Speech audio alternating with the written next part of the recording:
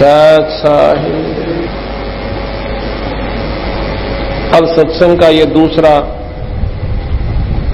दिन है, 15 सितंबर 1999। जैसा कि कल भी बताया था कि सत्संग के अंदर वही प्रेमी आते हैं जिस पर परमात्मा की मेहर हो जाती है। एक सेवक ने अपने गुरुदेव से पूछा, हे गुरुदेव, हमें इस बात की जानकारी कैसे हो है कि भगवान हमारे पर प्रसन्न है? कि पुत्र, जिस दिन तुम सत्संग में आते हो उस दिन ये समझ लेना कि परमात्मा आपके ऊपर पूर्ण प्रसन्न है। अगर इस बात का गहराई से विचार करें तो सत्संग से बड़ी इस सृष्टि में कोई भी वस्तु नहीं है। जिस जायदाद के पीछे हम दिन रात पड़े रहते हैं वो हमारे साथ नहीं जाएगी। अगर आपने जायदाद भी चाहिए, घर में सुख शांति भी चाहिए, तो भी परमात्मा की कृपा से ही होती है। परमात्मा जो चाहे सो कर सकता है, उसके ये गुण हैं। हमारा किया नहीं हो सकता, ईश्वर चाहेगा वो होगा। ईश्वर कब चाहेगा? जब तुम आप ईश्वर को चाहोगे। आपके ईश्वर के चाहने का प्रतीक क्या है कि आप सत्संग के अंदर आओगे। सत्संग के अंदर आना कोई बच्चों का खेल नहीं है। बहुत ही शुभ संस्कारी हंस और जिस पे ईश्वर की पूर्ण कृपा हो वो इस रोजाना के कार्य से निवृत्त होकर और एकाधिकाम न त्याग कर और तभी जाकर के सत्संग में आ जाता है। जिन कार्यों को आप कर रहे हो ये तो करते ही रहोगे, क्योंकि ये हमारे अति आवश्यक काम है। किस दृष्टि से? समाज की दृष्टि से, आवश्यकता की दृष्टि से। और इससे भी आवश्यक जो कार्य है वो परमात्मा का नाम है और सत्संग के अंदर ईश्वर के नाम पर दो घड़ी बैठ कर जाना, ये भी एक इससे भी आवश्यक काम है। जो व्यक्ति इस दृष्टि से विचार करेगा कि ये कार्य तो उन भाइयों के भी चल रहे हैं। कहते हैं, एक बार एक भगत जी बता रहा था कि मेरे इतना आवश्यक काम था कि मुझे डर लगा था कि 2 दिन उस कार्य पर नहीं गया। ऐसा जरूरी काम है कि आगे से मेरा वो काम ठप हो जाएगा। ऐसी हुआ कि एकदम मेरी पत्नी बीमार होगी, मेडिकल में ले जाना पड़ा, हॉस्पिटल में, और वहां से 1 महीने के बाद छुट्टी मिली। वो आवश्यक कार्य भी छोड़ दिया, घर से पैसे भी लगाए और मानसिक परेशानी का ठिकाना नहीं, कितना कष्ट दिमाग में रहा। यदि हम इस दृष्टि से सोचें तो 5 दिन हम कोई बड़ी बात नहीं भगवान के नाम पर निकाल सकते हैं सत्संग सुनने के लिए। लेकिन इसको हम विधि पे नहीं सोचते, मजबूरी में थे हम 2 महीने ना जाओ अपने कार्य पर। और भाई सुख में भगवान याद नहीं आता। कबीर साहब कहते हैं कि दुख में सुमन सब करें, सुख में करे ना कोई, और जे सुख में सुमन करे ये दुख काहे को होई। सुख में सुमन ना किया फिर दुख में करते याद, कहे कबीरता दास की अब कौन सुना फरियाद। सुख में याद नहीं किया ईश्वर, और दुख पड़े जब उसको याद करें। तब मेडिकल में जावे है ना, जब सारे देवता याद कर लें हम, उससे पहले कोई नहीं याद आता। वो कहे कि तू पहले याद करे तो तेरे ये दुख भी दूर हो सकते हैं।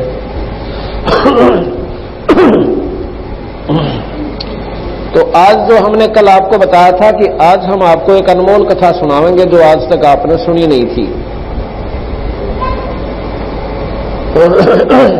और जिन्होंने सुनी है वो उनको और आनंद आएगा, क्योंकि भगवान की चर्चा चाहे करोड़ बार सुन ले, पुण्य आत्मा ने उतना ही आनंद आता है। जिस प्रकार स्वस्थ व्यक्ति रोजाना रोटी खाओ दिन में 2-2 बार, और बड़े दिन हो जाए जब 3-3 बार भी हम भोजन प्राप्त करते हैं, और जितनी बार खाते हैं उतना ही स्वादिष्ट लगता है, ठीक इसी प्रकार जो स्वस्थ आत्माएं हैं, जो पाप रहित आत्माएं हैं, उनको भगवान की चर्चा वही बात और वही कथा से 100 बार सुन ले, आपको उतने ही आप आनंदित होंगे। और जिस दिन जो हुआ कि ये तो सुन रखी है हमने कई बार, अब वो बात फिर गड़बड़ हो जाती है। जिस प्रकार बीमार आदमी ने कहा कि आज रोटी को ना खाता, मैंने सुबह खा ली थी, वो क्यों नहीं खा रहा? क्योंकि उसके शरीर में कोई गड़बड़ हो चुकी है, या तो बुखार की शिकायत है या बदहजमी होली। इसीलिए जिस व्यक्ति को परमात्मा की चर्चा अच्छी नहीं लगती, उसमें फिर कोई पाप कर्म उसको कष्ट देने वाला है। उसका तरीका भी यही है कि सत्संग में आवे। अब दवाई ने के कोई खा कर प्रसन्न होता है, पर मजबूरी में खानी पड़ा करे, चाहे वो कड़वी लागे और चाहे कोई मीठी दवाई हो। दवाई लेने से, दवाई खाने से ही छुटकारा होगा। इसलिए ये सत्संग में परमात्मा की कथा एक मेडिसिन का काम करती है, दवाई का काम करती है हमारे पाप कर्मों को काटने के लिए।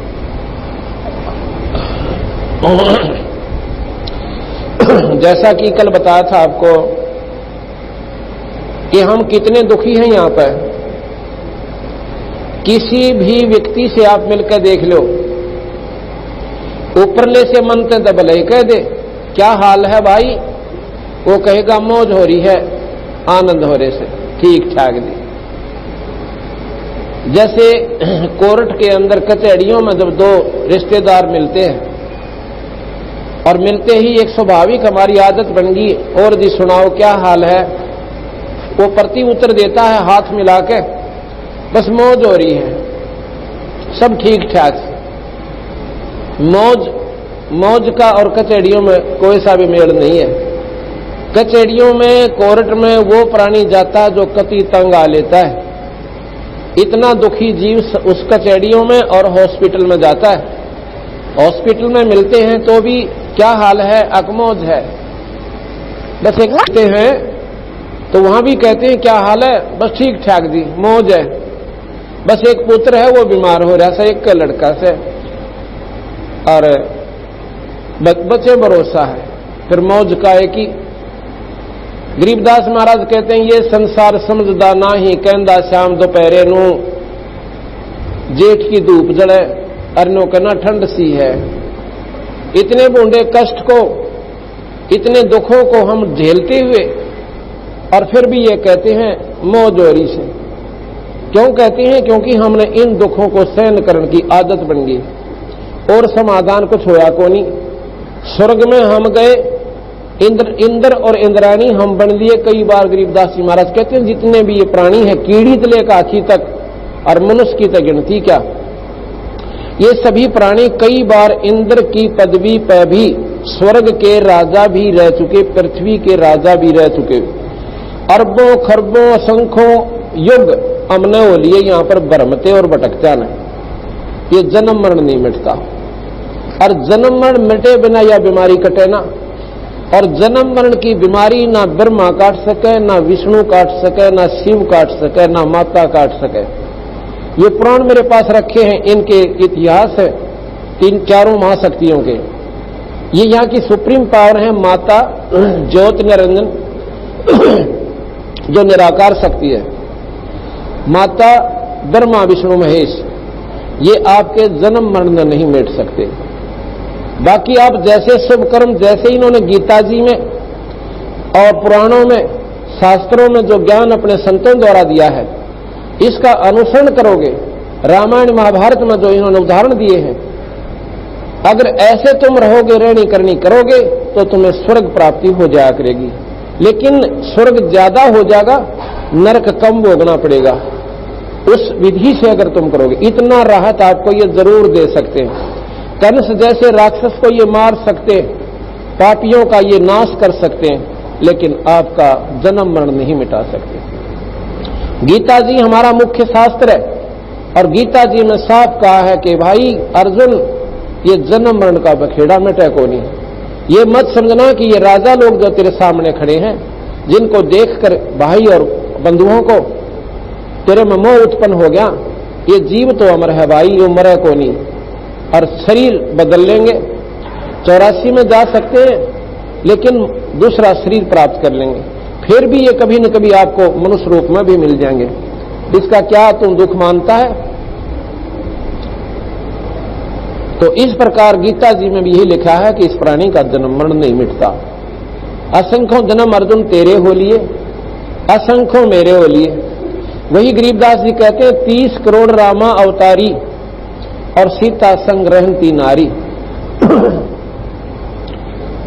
3 पदम जाके भगवाना और सप्त नील कनवा संग जाना। कृष्ण जी के 7 नील जन्म हो लिए, 7 नील शंख होते ना, 1000, 10,000, लाख, 10 लाख, करोड़, 10 करोड़, अरब खरब नील, 7 नील जन्म कृष्ण जी के हो लिए।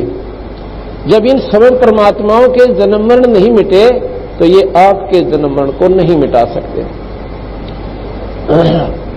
एक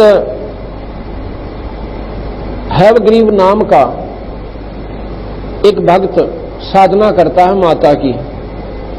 हैवग्रीव बोले हैं गर्दन घोड़े की और शरीर देवता का। ऐसे रूप का एक भगत था। उसने माता की साधना की, शेरा वाली, अष्टंगी की, 8 भुजा वाली की। माता प्रसन्न हुई। माता ने पूछा के मांगा भाई? मांग तेरे मन में जो आवे।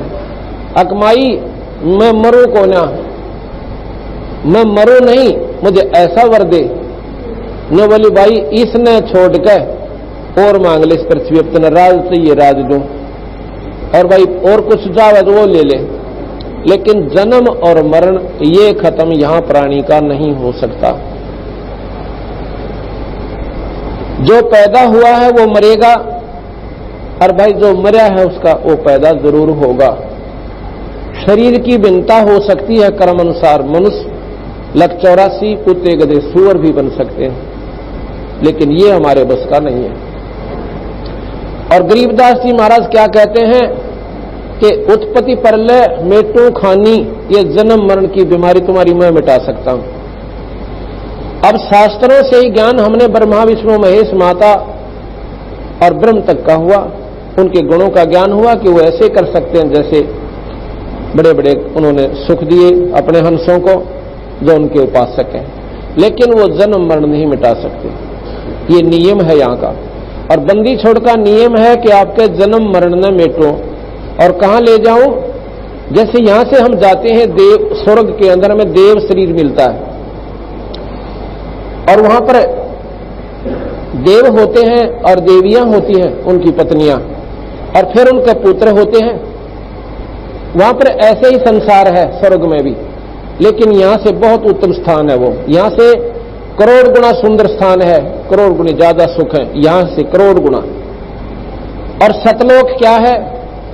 देवता लोग भी मरते हैं, अपनी अवधि पूर्ण करके वो फिर मृत मंडल में आ जाते हैं। ब्रह्मा विष्णु महेश भी समाप्त होते हैं। ऐसा गीता जी में लिखा है कि अर्जुन, ये ब्रह्मा आदि का मतलब ब्रह्मा विष्णु महेश आदि तीनों का एक ही ये पर्यायवाची शब्द हो जाता है, एक कोड वर्ड है यो। जैसे सनकादिक का मतलब चारों भाई, सनक, सनंदन, संत कुमार, इस प्रकार सनातन,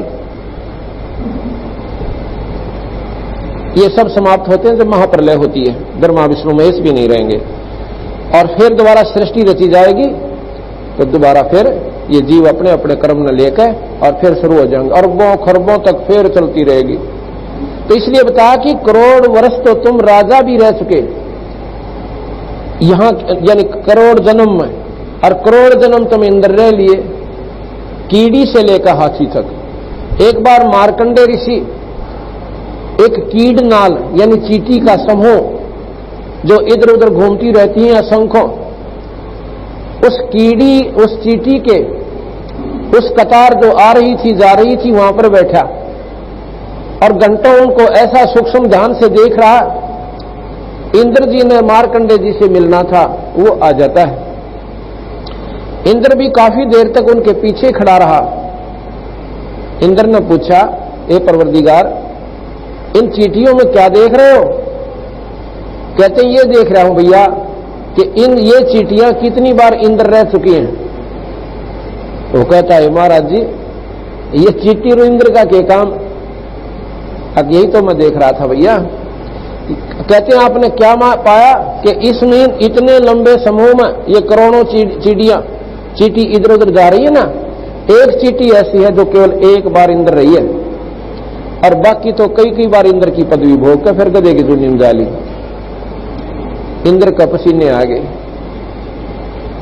लेकिन ये राज का सुख है ना, ईब जिसने दारू की लत पड़ रही है, नाम लेने ध्यान ने सोचा है ले वह दारू छोड़नी पड़ेगी ना, नाम तो ले लो। यानी वो चस्का कौन छूटता?